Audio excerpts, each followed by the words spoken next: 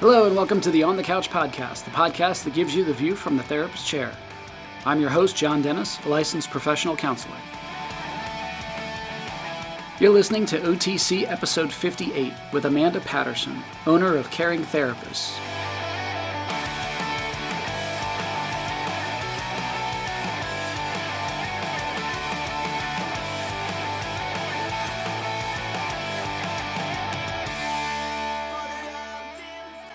Welcome back, OTC listeners. Thank you for stopping by for episode 58, where I get a chance to talk with Amanda Patterson, who owns a practice in Broward County, Florida, Caring Therapists. She actually has a couple of locations, and yeah, I mean, I talk all the time about this project with the On the Couch podcast and how fortunate I am to be able to talk with amazing clinicians and thought leaders, world changers like Amanda. She's just doing so many amazing things in mental health as her own work, her own practice, the supervision that she provides. She runs an online community for therapists to connect and network, and does consultation. She's involved in just so many different aspects of mental health and wellness, and it was so good to be able to talk to her just about her experience with both of those, and in Florida, Florida has had a very difficult time throughout the last year with the pandemic. I know it's affected everybody. It's affected all of us in difficult ways and in different ways, but especially in Florida at different points, it's ebbed and flowed. So it was just great to be able to sit down and talk with her and hear about her experiences. If you want to check her out, you can go to Caring Therapists of Broward. Hopefully I'm pronouncing that right. I'm sure somebody feels that I'm not. But Caring Therapists of Broward.com. So Broward is Broward. And there, if I pronounced it incorrectly, I said it like 4 or 5 times rapid fire to annoy somebody. So there you go. But I hope you enjoy the conversation with her and just check out all the amazing things that she's doing. You can find her easily on social media and on her website for her therapy practice, and just all of the different articles and blog posts that she's worked to create. She's putting out a lot of content for people during this tough time. So there you go. Enjoy.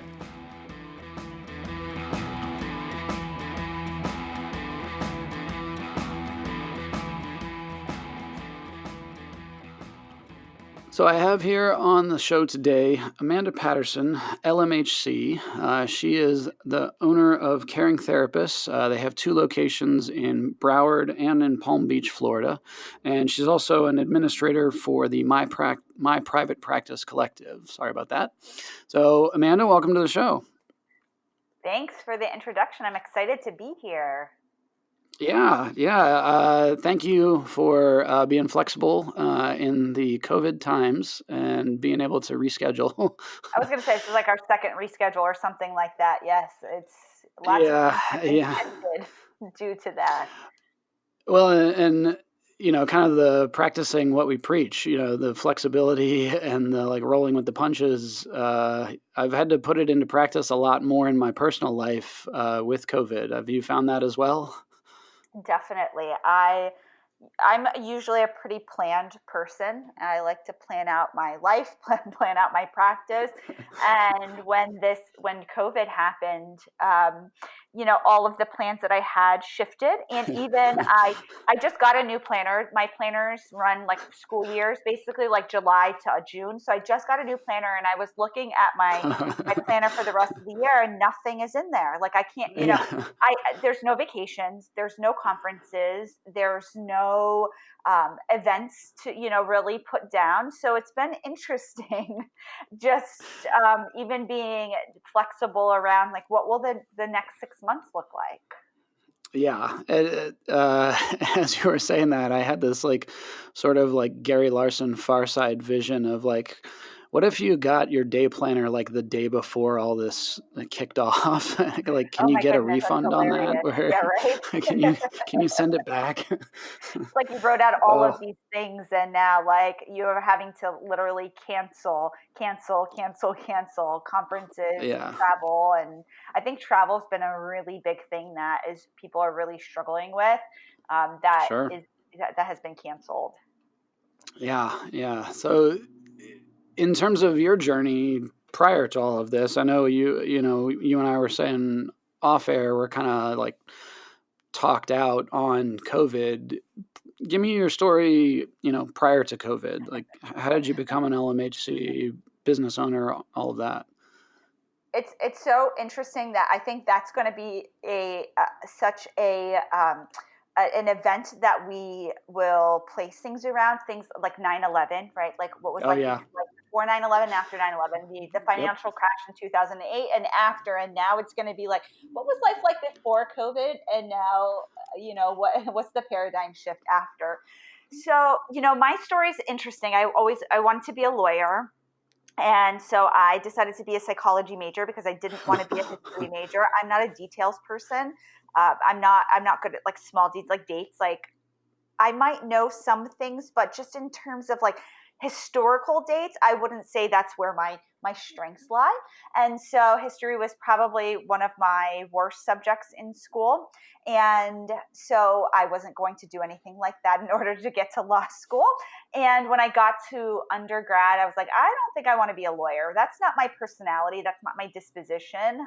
I think I glamorized it from television as a child. And when I realized what it would really look like, it was not for me. And I loved my psychology classes. I remember my psychology 101 class. I still have my notebook from my psychology 101 class. I think probably a lot Wow. of therapists who maybe have a little hoarding tendencies like myself, or I keep a lot of things, and they still have their psychology 101 notebook. Yeah. And so I loved my psychology classes, and I really wanted to keep taking them. So I did. And I didn't really know what I wanted to do with the degree. I'm a very sort of like academic, studious kind of person, like very academic focused. But when I was an undergrad, I didn't really know where I wanted to go with that. And so I didn't go anywhere with that. In my first year, I took what now is affectionately known as a gap year between undergrad and grad school. And in that gap year, I discovered, yes, I wanted to go back to school, get some sort of graduate degree. And I entered the uh, mental health counseling program at the university down here in Nova Southeastern University. And, the rest is history. I graduated in 2007, got licensed in 2010, and now it's been 10 years since I've been licensed. There you go, man. Uh, Isn't it kind of crazy? I mean, when you like give it in the elevator pitch, summary like that, but obviously so much went into, like you said, from early on, thinking you wanted to be one thing and then finding out like, oh yeah, that no, I need to shift that. That's so amazing that you had the presence of mind to shift that. I think so many people get married to that idea and they're like, nope, I'm doing it. And then a lot of times, yeah, they're like, ugh, why did I do this? As a therapist and somebody who is obviously trained in, developmental psychology, I think that period of time in my life was really pivotal.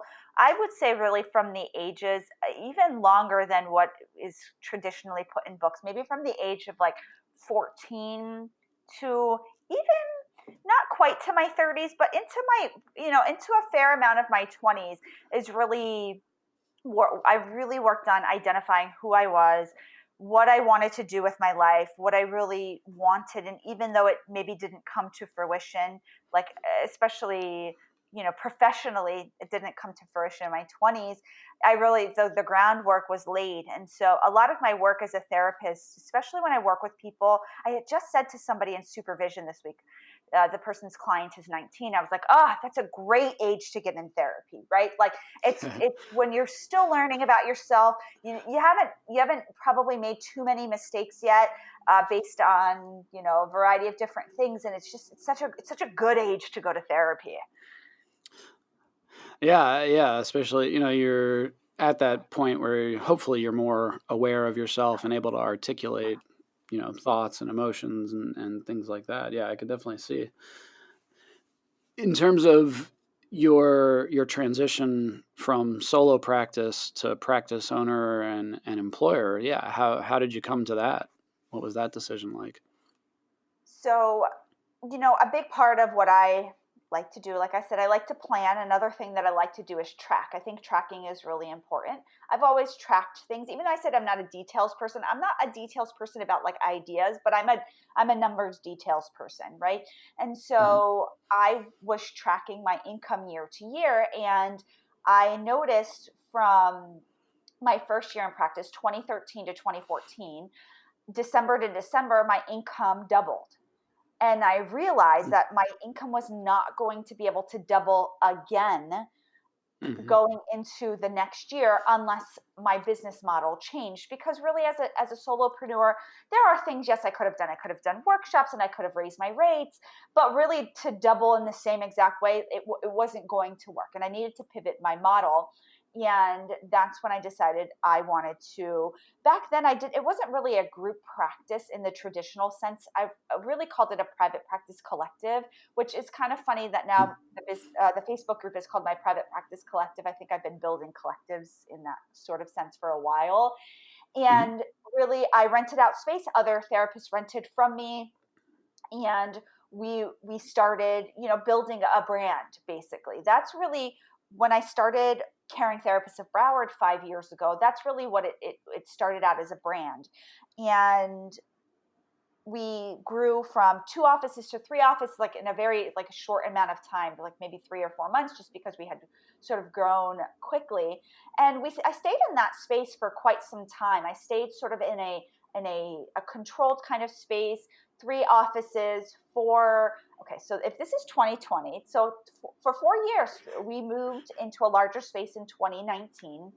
I Oof. again realized that if I wanted to continue to grow, two things needed to happen. I needed to become more of a traditional group model practice where people were all under the brand. The referrals were coming through the office. They were, divvied out based on experience and specialties, and that I put into place in 2018. Really, somebody answering the phone, somebody. We were all under the same electronic health record. We, were really operating under the Caring Therapist of Broward brand. And then in 2019, as that started to explode, we needed a larger space. And so we moved into a space that we love. It's great. It's 6 offices. It's a really cute space. Everybody really likes the space. It's really conducive to what we're doing.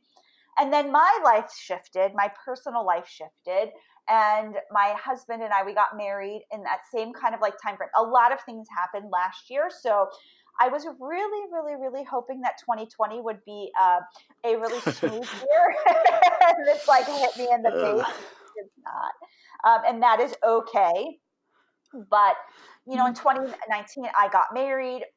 My husband and I bought a house. We moved spaces in Broward, and then I was commuting an hour, and I was like, "This is not going to work." I was like, "I cannot Oof. continue to commute That's, four yeah. days a week."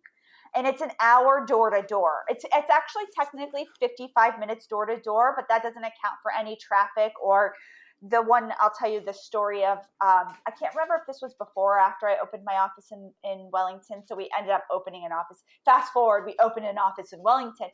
But there was a morning that I had left. I had given myself plenty of time. I usually leave like 2 hours to an hour and a half before. And another fun fact about me is I am a Panera Bread fanatic. Oh, I go to okay. Panera Bread every single day. I go to Panera Bread now every day. I wear my mask. They know me there. But I I go will every, definitely put in a plug for the kitchen sink cookies. yeah. I'm familiar with those. And so I went to Panera Bread. I got my drink. It's this, an iced tea, a tall or sort of iced tea that I get every day. And I'm drinking that on the way down. Oh, And yep. forecasting. And yeah, there was some kind of chemical spill on the Oh, highway. and it took me 4 hours to get to the office. I don't think I've gotten to the Wow. office. It's like one of those things, like I had to call and cancel my 9, then I had to call Yeah. and cancel my 10, and then I had to call and cancel my 11, right? And I think I had gotten there, like, let's just say I left my house at 7:30, I got to the office at 11:30. And granted, that was a freak accident that has not happened again, but it just made me realize, like, the more that you're traveling, right, and the longer that you're traveling, the more likely that you're going to hit accidents. You're going to hit these things that happened. You're going to, struggle with just all the things that come with commuting. And I'm like, I need an office in Wellington. I'm pretty sure I can't remember anything because life has completely turned on its axis, but I'm pretty sure that was before I opened my office up here, and I was like, I'm opening up an office up here. And I did. We opened in October of 2019, and we've really exploded and grown up in this area. We picked this area purposefully because I had heard from several therapists that it wasn't a saturated area, even though it's got a really great population. And so it's Wow. been kind of nice. It's been kind of fun. Yeah. Well, yeah, that concept of time doesn't exist anymore. So yeah, that's not just you. Everything has kind of bled together now. In terms of becoming an employer, how you go from like being a therapist to kind of being a therapist for therapists. You're sort of doing the supervision and sometimes, yeah, doing actual therapy when your counselors are getting hit with personal issues and things like that. Do you find it's a little bit of a shift off of clinical outpatient work with an identified client, or is it pretty similar? So I think, okay, can I go on a soapbox for a moment? Sure, yeah, soapbox away. Okay. So part of my journey is that I worked at an agency, like a lot of people do and did. Mm-hmm. And I worked at juvenile delinquent programs. That's where I did Oof. most of my initial career. I got licensed there. And then once I got licensed, it was like one of these companies that, like, when you got licensed, most people left because there wasn't a lot of opportunity for licensed Yeah, professionals. They unless you were a clinical director, they did not there was nothing. employ Yeah, any licensed people. And yeah. so I got licensed, and there was a clinical director position open, and they're like, they hooked me in right away. And I was very excited and proud to have that job. And so I spent about 4 years being a clinical director at an agency. Hmm. And what that taught me was to wear two hats, right?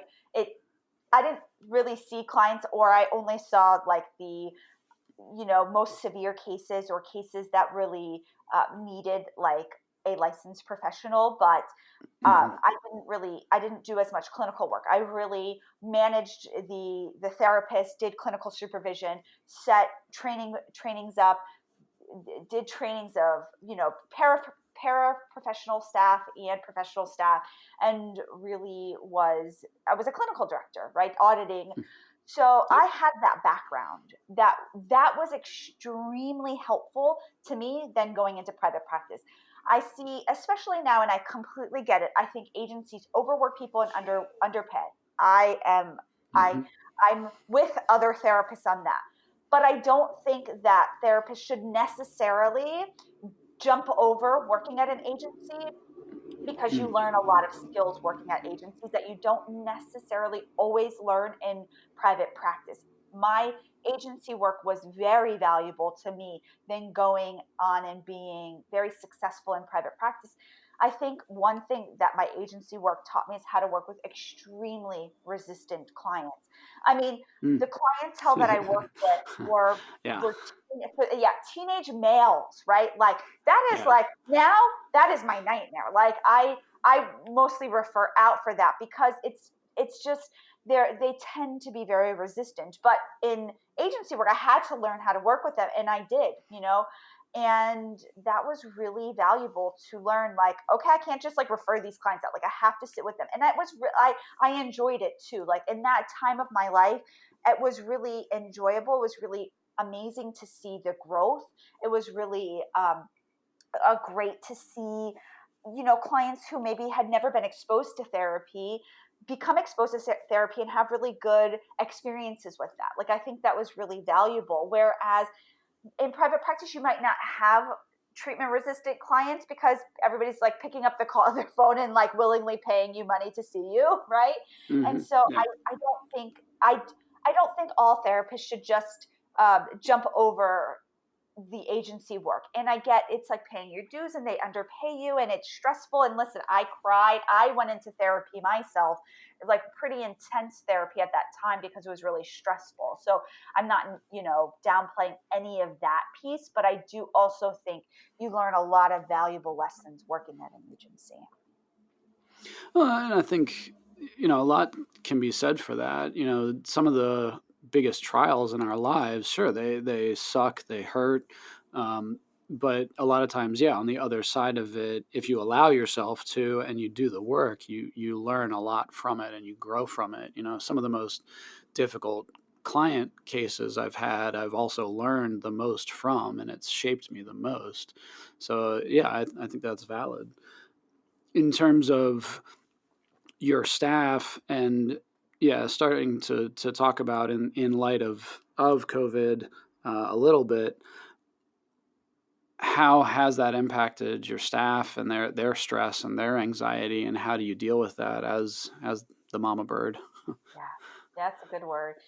So, yes, I think everybody's anxiety has been heightened. I think one thing that I have learned is to be sort of like the strength and to be the steady, right? Like during these Mm. times. I mean, I'm a little bit of a panicker in my life. I'm, a little bit of a catastrophizer. I think that doesn't Oh, always now's the time. that I know, right?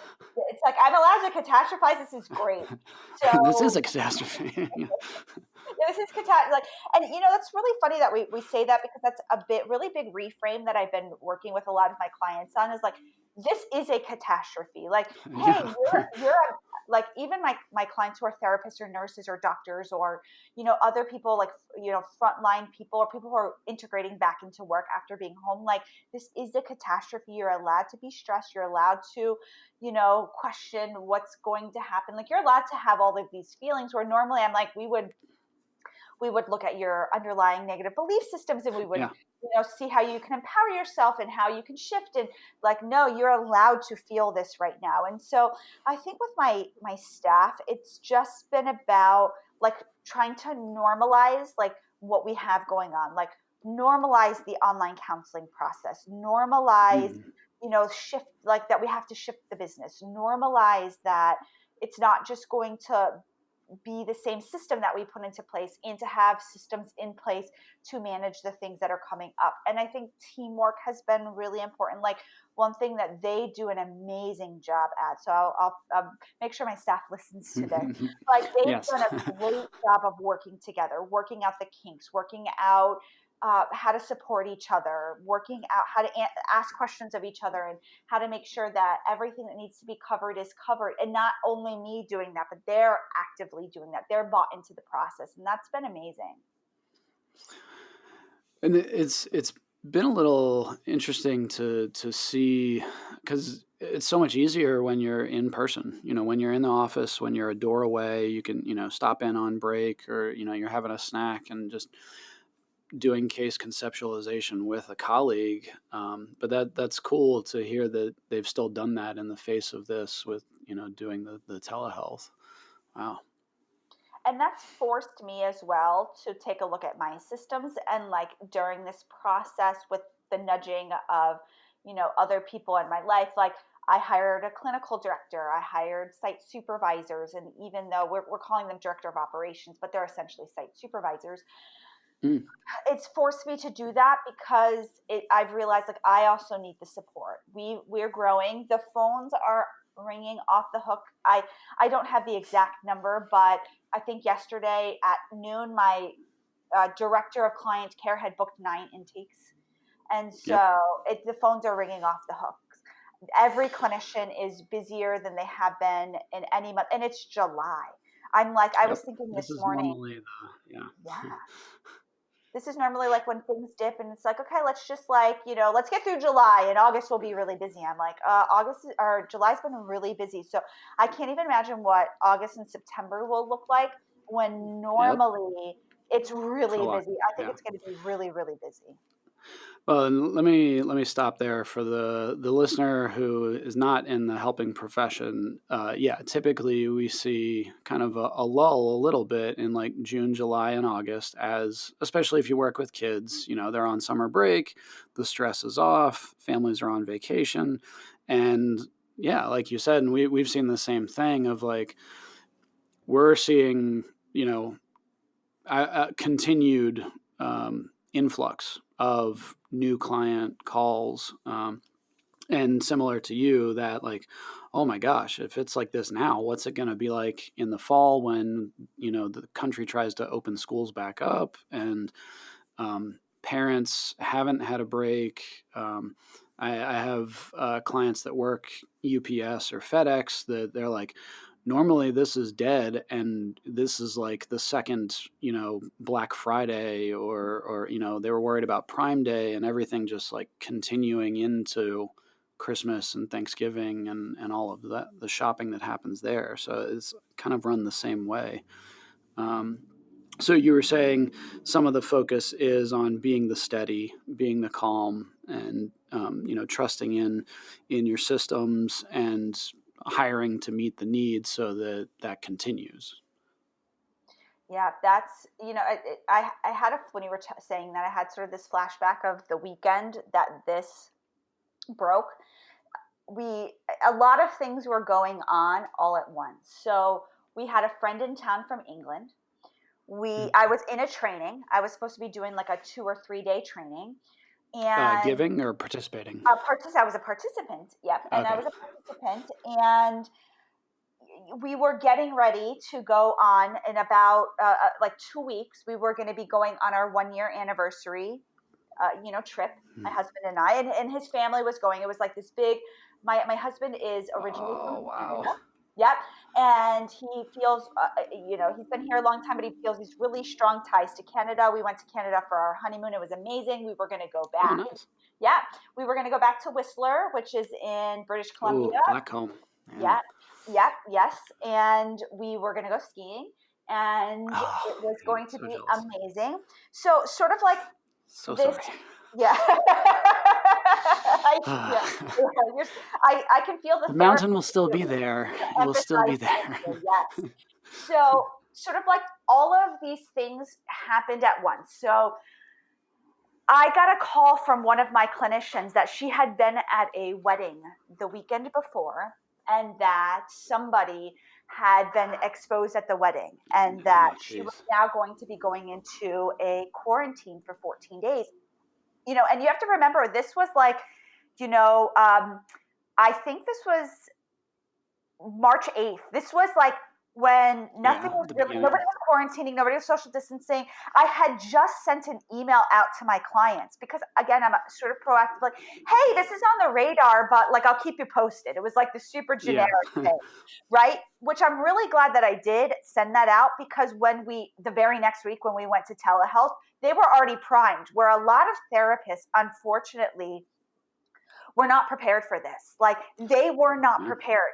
Like, they hadn't primed their clients. They didn't have any telehealth platforms. A lot of therapists didn't even have an electronic health record, which is okay, Yeah. but they didn't have any way to like easily transition to this. And Yeah. so that weekend, I was in full panic mode. Like, I thought the country was shutting down. Our friend was trying to get out of the country. His flight was canceled multiple times. He had to leave early, he had to drive down to Miami, like 8 hours or something, in the airport. My husband was still convinced we were going to Canada. I knew we weren't. He did not. And so when I was not steady that weekend at all. I was panicked. We went to the grocery store. I bought all of this food. There was toilet paper at this time. I think I bought toilet paper, but We bought hand Right. sanitizer, but by that time there was no hand sanitizer. I had sent my admin out that week. Like, let's just say on Wednesday, I'm like, listen, I'm feeling like this is happening. Can you go get some hand sanitizer? And by that weekend, there was no hand sanitizer. Yep. Yep. And so I think initially I panicked, but then I went into this mode. Like that very next week, we transitioned, online. We, had consent forms out. We had our platform where we're using Google Meet at the time. Now we're using Therapy Notes, but we got everything up and running. We already had credit cards on file. Like we had all these systems already basically in place. But and we, I had an emergency meeting with the staff, put a whole protocol into place. And after that was done, it has been more steady for me. I haven't gone through that panic mode Sure. again. Knock on wood. Yeah. And for us, we had similar where I felt we were positioned very well. We use Simple Practice, and I've done, my business partner and I and a few others had done telehealth prior, smaller percentage, obviously, and had created the client-wide email like, hey, this is on the radar, this is what we're going to be doing, or this is what we're preparing for. And then all of a sudden, yeah, it was like, oh crap, this is happening. Like, and you had to like contact everybody that first week and be like, nope, everything is telehealth. We're not in person anymore. And with the anxiety for your counselors, but also for your clients, yeah, it's one of those like, we'll see, this is what I've been talking about. Like it almost like affirms the OCD kind of, hand washing and germophobia of like, this is what I've been preparing for all along. Like, have you seen that with clients where it's reinforcing and strengthening that anxiety? So, yes. And it's been a wave. Initially, people were very worried. We saw a big increase in panic attacks. That was probably one of the things that a lot of people were talking about. I was actually on the news talking about that. Was kind of cool. It was a very cool experience. But talking about the increase of panic attacks and people calling for anxiety treatment, Yeah. and then it dipped. We started to see more calls for couples counseling. We've gotten a Yeah. tremendous amount of calls for couples counseling, I can and then attest to that now as a we're Gottman counselor. Yep. yes, yes. I'm trained in EFT, but Uh-huh. it was funny how this stuff happens. Is I purchased the Gottman training for my staff. So everybody down at I can't say everybody, but most people down in Broward completed that. So like all at once, like 3 or 4 people got trained in Gottman, and now it's Wow. going through my staff in Palm Beach, and so. One person just finished the training, and then 2 people were already trained. I've realized now in my hiring practices, like that's something either I want them to be trained in Gottman or get trained right away, kind of thing, Sure. because it's a good training. But I'm trained in EFT. I'm gonna do the Gottman training as well. Just it seems to be a good backbone. In addition, like my approach is Sure. much more. Um,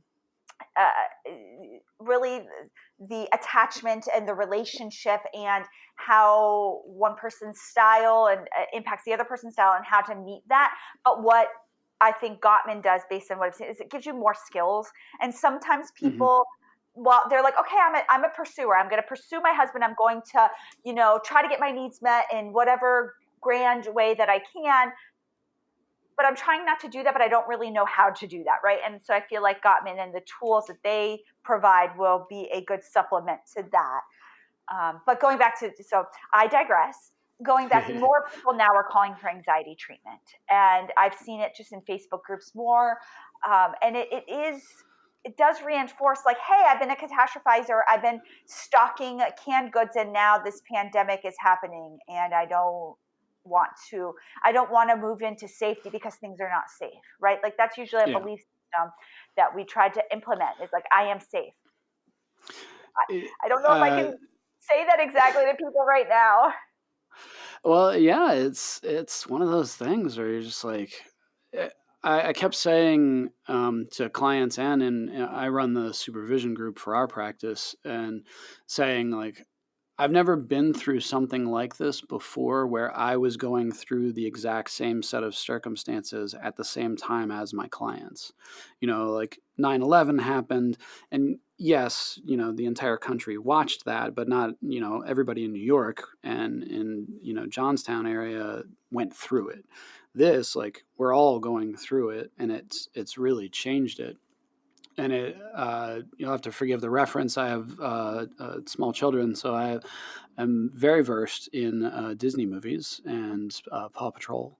But the movie Trolls, the character Branch, Justin Timberlake's character, where he's like got this bunker and he's like, I could live down here for X number of years if I'm willing to drink and store my own sweat, which I am. And that's kind of a lot of people the preppers are coming out huge in this, where it's like, see, in terms of helping people with that anxiety, you were saying before, what are some of the things you try to help them do? It sounded like supporting and validating some of that, like, yep, this is a catastrophe. Like, now you have a right to all of these emotions. Are there other techniques or things that you try to do with clients or counselors in the face of that stress and anxiety? You're listening to OTC episode 58 with Amanda Patterson, owner of Caring Therapists. We'll be right back after a brief word from our sponsor. Would you like to talk to a counselor but can't find the time? Would you rather talk to someone from the comfort of your own home? If so, Parenting and Family Solutions is here to help. We now offer teletherapy to all clients who reside in the state of Pennsylvania.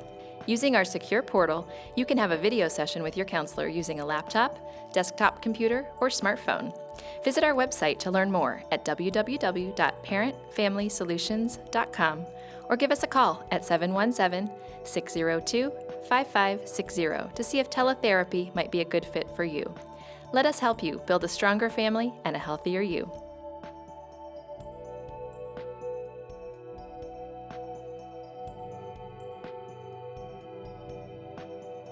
In terms of helping people with that anxiety, you were saying before, what are some of the things you try to help them do? It sounded like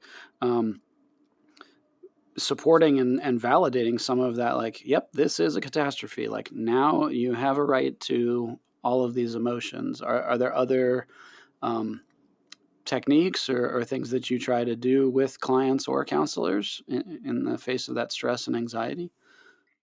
I think one thing that happened for a lot of people was that their structure and their routines got completely off kilter. Yeah. And so it's been really important with people to identify like the new norm for them and to put a new structure in place, ways that they could, for instance, a lot of people exercise, right? And that's usually, like, I'm a big advocate of exercising, especially with anxiety. It really helps with the physiological symptoms of anxiety. And a lot of people go to gyms. You can't really go to gyms, especially we're in South Florida. I don't have any judgment about people who are going to gyms. I just personally wouldn't go to gyms, and I'm not recommending my clients go to gyms, for instance, And so, and it's 100 degrees out. Like, you cannot run there. Like, it is so hot. Like, I can't. Now's So, the time to go paddleboarding. yes, but like, yes. However, like with the beach is closed over 4th of July. So like people can't go paddleboarding, and even like while going paddleboarding and kayaking, like there's a lot of that around here. Like, you can get heat stroke very easily. This is the time of the year, like, even though it shows the beaches are packed, and while that may be true, like a lot of Floridians don't go anywhere. It's funny. I tried to get my husband to go kayaking with me on Sunday. He's like, it's 100 degrees. I'm like, you're right. Like, we're not going kayaking. I'm not going out there. Like, we're not going. We don't. We on 4th of July. We mostly, like, we had like a little barbecue outside, but like we were mostly inside. Like, you just in Florida. Yes, there are people who are outside, but it's like not a thing. Like, you stay in the house in July. Well, so he's from Canada. Is like 100 degrees like 200 degrees for him? Or like out of control. Like, it's like, we're one of these couples where we've really had to learn to adjust around the air conditioning and the amount of blankets and the he'll probably kill me for saying this, but like we have two different blankets like in bed. Like I know that's like a couples counseling cardinal sin, but like our body temperatures are it's just not going to allow for that. So Yeah, we've had that's fair. That's yeah. yeah. So I'm like in a sweater, pants, socks every night and a blanket, And so, it's really tough to get people to reintroduce like new norms when they're so restricted, right? Especially like not Yeah. everybody has a garage, not everybody has a backyard, not everybody has a spare bedroom.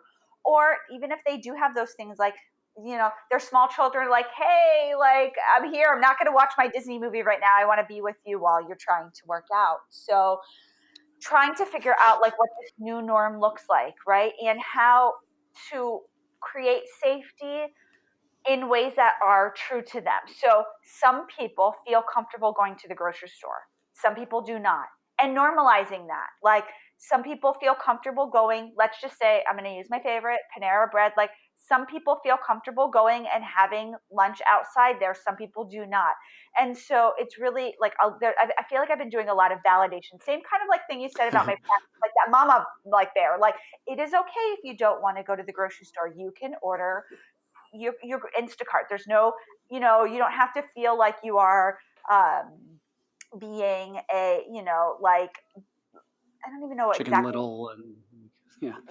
Yeah, like it's fine. Like, or like feeling like, oh, I'm too good to go to the grocery stores kind of thing. And that somebody has to bring them my groceries and I'm putting them at risk. And, there's lots of reasons why people decide to do the things that they're doing, right? Like, and so to feel okay about the decisions that they're making and not to necessarily second guess those decisions and I think flexibility has been the biggest thing that we've all learned. Like last week I was okay going to the grocery store. This week I'm not okay with going to the grocery store, and that's okay. And that's okay for me this week. And maybe next week if the numbers go down, that's going to be okay. In terms of your work with adolescents, I don't know about for you. I mean, we've seen a huge influx in parenting stuff, just off of parents having to like wear so many hats of um, parenting from home, teaching from home, and teleworking from home.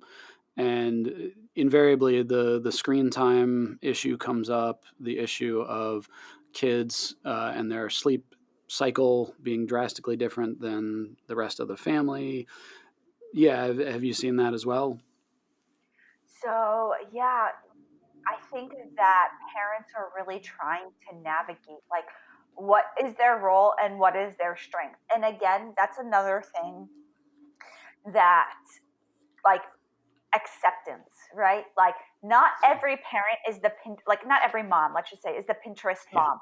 I am not. I don't have children yet, and I'm not a Pinterest mom. Like I am not going to create all these like creative boards and all of this. Like I'm not going to make cupcakes that are dinosaurs or that is just not my strength, right? Like, and so for instance, like some moms are really great at that, and like they're really good homeschoolers and they're really good with that kind of structure and they're really good at that creativity, and some moms are not, and they're moving to a place of acceptance and not comparing themselves to, for instance, social media, where you see all these moms like some moms have like these like really, and they're great. Like I am not knocking those moms. I think those moms are great.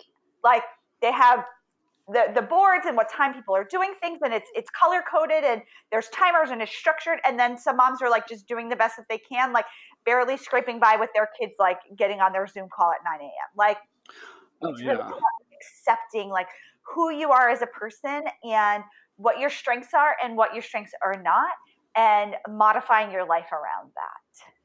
Well, and I think off of that, the freedom and acceptance and freedom from judgment for yourself, but also for others. I think the one thing I've been saying throughout this is like, Lord help the single moms, because I have no idea how they're surviving, how they're doing this.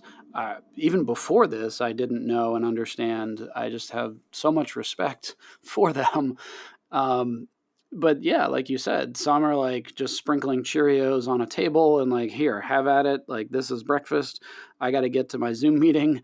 Some are, you're just eating cold pizza. And then others, yeah, are the more like Martha Stewart, Brie Vandekamp, uh, stay at home mom champion who, is doing it up, just going to crazy lengths. And have you seen, um, in terms of the substance abuse community, I know there was concern about that as well. What have you seen in regard to that community? So I think that drinking is up a lot. So, at our practice, we don't necessarily, we're getting people who are more like functional alcoholics, people who are maybe functional in their substance usage or in recovery, already in recovery. And, we refer a lot, if people are actively using things like heroin or opiates or these kinds, most of those are referred out, right, to treatment centers. We have tons and tons and tons of treatment centers down in Florida. And so what we're finding is an increase in drinking. Like that's probably the biggest thing that, Mm-hmm. we've seen. A lot of people, not to be crass, but like what else is there to do, right? And like drinking is really Sure. normalized in our society. I think that's one thing like we don't talk a lot about. I don't think people really want to talk about that, is how Yeah. normalized drinking is. Like how normal it is to just to drink wine, right, with your girlfriends, or wine down Wednesdays, or to drink beer, to get off of work and drink beer, or to have barbecues and to drink Trulies and White Claws, or even, vodkas and tequila. And it's Tuesday, it's Margarita Tuesday with tacos. And it's so normalized in our society. And then at the same time, it's such this there's such this stigma around excessive drinking and Mm-hmm. DUIs and the impact on families. And so I don't really know how we can have these conversations without having the conversation of how normalized drinking is, and without going to the morality piece, because I don't think we don't need to go back there, right? It's not like you drink, you're Sure. bad, but drinking is extremely normalized in our society, and Yeah. Well, it's and when you increasing, throw right? in, yeah, and then I almost think of that as like pre-COVID, like now when everything got shut down and people are being laid off in droves and unemployment skyrockets, kind of like you said, of like what else is there to do? If we used it as a coping skill prior to this, and then when you're dealing with financial stress or embarrassment or anger or frustration over being laid off or furloughed. um, I know for Pennsylvania, I think they even like the whole system, like the website for the liquor stores actually like went down for a period of time because under the weight of people trying to place orders and things like that. I don't know what you all experienced in Florida or how they have it set up, but yeah, like you said, it's a huge normalized part of society. Yep. And we're seeing two things happen here. We're seeing people bored and drinking at home. And then as things are opening, we're seeing people going out in droves and drinking, right? And Hmm. so then they're on the beaches, they're partying, they're drinking. And what they talk about, I've seen this more on the news versus like my own research, is that when people are drinking, they're less likely to wear their mask. They're touching their face more Yeah. often. They may, like, listen, like, think about, I was gonna say, think about my 20s. I don't think I want to talk about that on the air, but think about people in their 20s, like how common it is, like to be at a bar or a club and make out with people that you don't know. Not based Hmm. on any of my own personal experiences, right? But that is so common, and so Yeah. now you're transmitting, fluids, and like, who knows what the impact of all of that is? Drinking lowers inhibitions. We know this. And so even if it's things like, listen, I don't have any judgment about 20, 30s, anybody going to bars and making out with people. Literally no judgment. However, in a pandemic, that's probably not going to be the smartest thing. Sure. Yeah, and I know the 12-step community has stepped up huge in terms of, shifting also with the times of like a lot more online meetings and an ability to access help. But yeah, I think that concern of like people going through withdrawal and people not being able to access the substances that they were used to consuming on a regular basis, and then um, the issue of like, well, if you have somebody that's experiencing suicidal or homicidal ideation, like, do you go to the hospital or do you not? Do you go in to treatment or a substance abuse program, or is it not safe now? Like, there's just so many questions that this created, that I think are, it's nationwide, it's global, that everybody's trying to figure out. Yeah. From what I understand, people are still seeking treatment. Treatment centers are not, slow. They're not empty, Oh no. and that they're just taking precautions. They're screening people coming in. They're screening on a regular basis. They're, social distancing and putting in CDC recommendations into play for things like group. They're wearing masks. They're doing the things that they need to do in order to prevent outbreaks. And again, in South Florida, we have a lot of treatment centers. It's not like no treatment center has been on the news, at least that I've seen, that, it's like, oh, this, so-and-so treatment center had an outbreak of COVID. It's not like that. Where we've obviously seen the most amount of outbreaks of places like nursing homes where people are already compromised. Sure.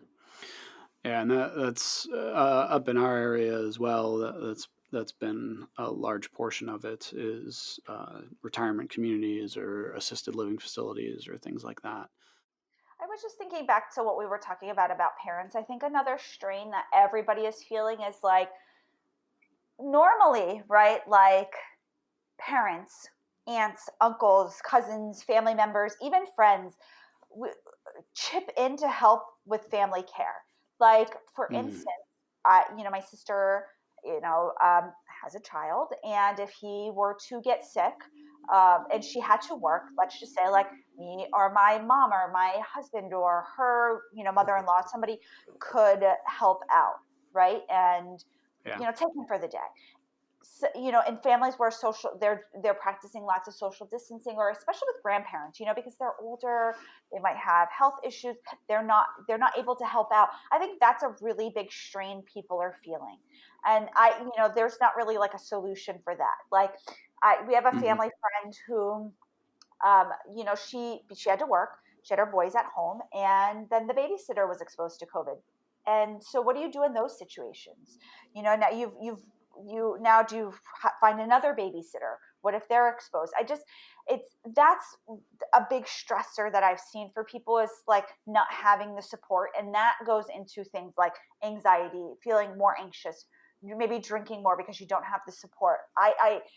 Community support is so important when it comes to mental health, and people are not able to get that. They may be able to get emotional support through Zoom meetings, but they're not really able to get the support like they maybe have been, in the past. Yeah, no, that's a great point. I imagine you've experienced some of that as the mama bear, yeah, the business owner, your staff going through that as well, and kind of going back to the being the supportive and the flexible of like, hey, if you need to take time, take time. If we'll figure it out. If you need to schedule around that, we can do that. I imagine you've been echoing that as well. Yeah, and I was thinking just the other day, like, we may have to.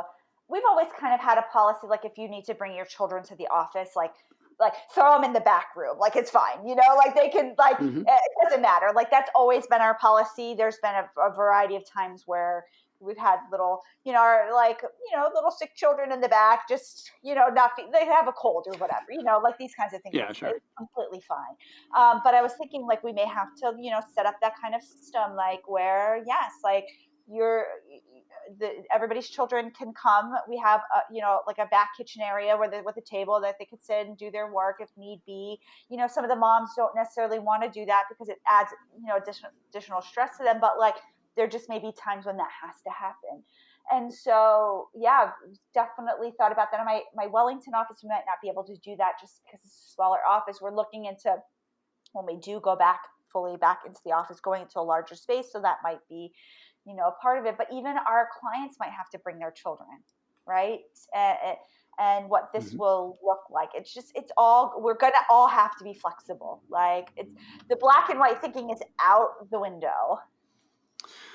Yeah, I mean, it's really forced that. I say all the time, I mean, as a species, we really like the illusion of control, and that makes us feel a little bit safer a lot of times. And this has really showed people that, like, we don't have as much control as we like to think we do. And yeah, like you said, getting really flexible, being able to get out of that black and white thinking, and it's kind of turned everything into like shades of gray kind of idea. So yeah, and control is such a big part of you had mentioned like OCD. That's a really, really big part of that, and even just anxiety in general, and really working with people to see what they do and don't have control over. This has really shaken their paradigms, about what they do have control over and what control looks like in their lives. And that can be a scary prospect to see, like, no, I actually don't really have as much control as I think I do. I might have everything put together, at various times in my life, but there are things that are outside of my control that can completely shift that. And the more adaptable we are to that, sort of like the better our mental health will be. yeah, the more flexible we're able to be, because clearly through this, I mean, life threw curveballs before this. It's thrown a few other things in 2020. So made me think back to your statement about, I was really hoping 2020 was going to be a calm year. It was going to be like smooth and easy. And then this happened. Yeah. And then this happened. Yeah. It's just been really, it's been a really good time to be a therapist. It's been a very interesting time to be a therapist because, of all of these things, like exactly what you're talking about. Well, and it has that like Dickens-esque tale of two cities. Like, it was the best of times, it was the worst of times. Like, And that's what it it's is. But so I odd. think feeling like being a therapist, that's like the best description. Like, it's the best of times, it's the worst of times, because, essentially it's the best of times because it's busy. We're full. Things are great. And it's the worst of times because it's not so easy to help our clients through this, because it's like people are going through an adjustment disorder. It's just probably like the best way to Yeah. describe it. Aside from we don't know how long this is going to go. Are there projects you have coming up on the private practice collective side, or the caring therapist of Broward end of things? So in terms of the caring therapists of Broward and Palm Beach, we're going to continue to grow, especially in our office in Wellington, Wellington is it's an interesting community. It's near West Palm Beach. So those of you listening, Palm Beach, and it's an equestrian community. There's polo here. There's a polo club. Okay. There's jumping, dressage. There's a lot of different communities within the community all around this. So it's been interesting to see. I've had a lot of clients who have now gone other places for the summer. whether they're gone to Michigan, New York, Massachusetts, and then they come back for season here, and then season is really busy here. It's been really interesting. A lot of our clients are in that arena, and so it's been interesting. Both of my offices, Davie and Wellington, are both horsing equestrian communities. That is not by design at all. I am scared of horses. The last time I was on a horse was like 15 years ago, and I fell off, and I didn't get hurt, but I haven't gone on. My aunt has horses. She lives in Central Florida in an equestrian community, and so it's been a part of my life. But I'm not super passionate about horses. Just kind of funny that happened that way. So we're just, we haven't even been here a year, and it's been really fun to build. So we'll probably go into like another like 6 office suite kind of setup, and just continue to build our brand in Palm Beach, where our brand in Broward's pretty solid. People know us.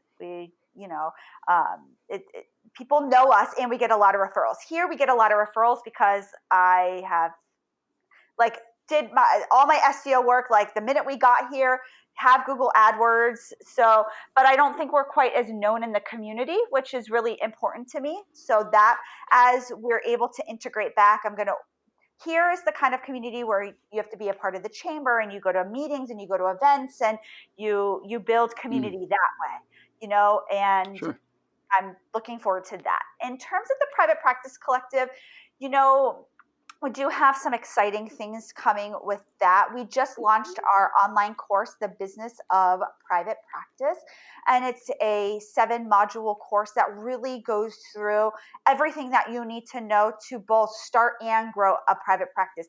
I'm doing that with Dr. Rachel Needle. She's actually another Palm Beach local. We were really passionate about not just, a lot of people help people build and start practices, but we really wanted people to be thinking of 6 and 7 figures. We didn't want people to feel limited, like, oh, the gold standard is a 6-figure practice, so once you gross $100,000, you're successful. No, we believe people can hit that 7-figure mark in private practice and pay yourself 7 or 6 figures, right? And really be thinking outside of the box. So we have a lot of resources at myprivatepracticecollective.com. And then obviously every day in the Facebook group, we are coming up to 15,000 members. I think we have 14,450 or something like that. But that community is growing, and it's an amazingly supportive community. People are constantly asking questions about, building practices and really growing. And I'm passionate about helping people grow the practice that they really want to be in, because I've enjoyed doing that myself.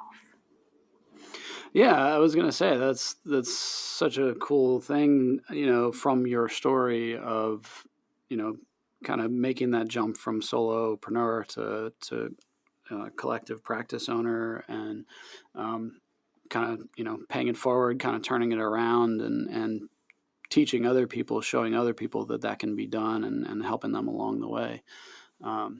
So, wow, yeah, I look forward to keeping an ear out for what you're doing, and seeing how that goes. I know I've kind of kept an ear out on my Private Practice Collective, so I catch things here and there. I'm sort of running in like a million different directions on this end, so I catch little snippets here and then catch up later and have to fill in the gaps. So I understand. One thing I'll give you, those of you who are listening, is probably like, how does she do these things? So I will give you a little known fact, because people know me from social media, so then they assume I am always doing that. I absolutely hire somebody to help me do social media, and so they post on my Facebook. I mean, we work collectively and collaboratively around these things, but absolutely hire somebody if you are really wanting to establish a brand for yourself, because you'll need help. Nice. Yeah, that's a dream of mine, to get to that point. So far, it's all DIY. So yeah. Well, Amanda, thank you so much for being on and just having a real conversation with me about just the ins and outs of the business side of things, the personal side of things, COVID, life before, and just the stressors and the anxieties that we're all dealing with as a result of this. So, again, thanks for being on. Thanks for having me. I will definitely share this on my social media and in my private practice collective. Hopefully we'll get lots of listeners.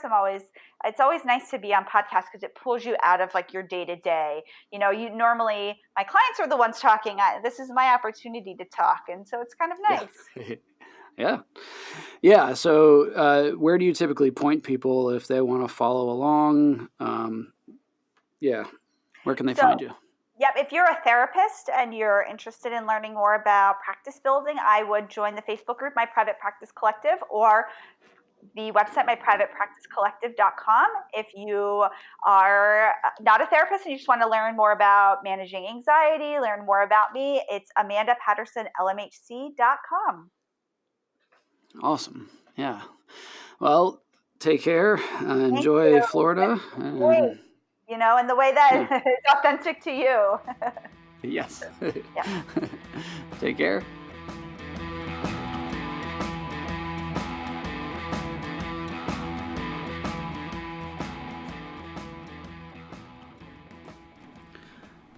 Well, there you have it. Another episode done and in the books, as I always say.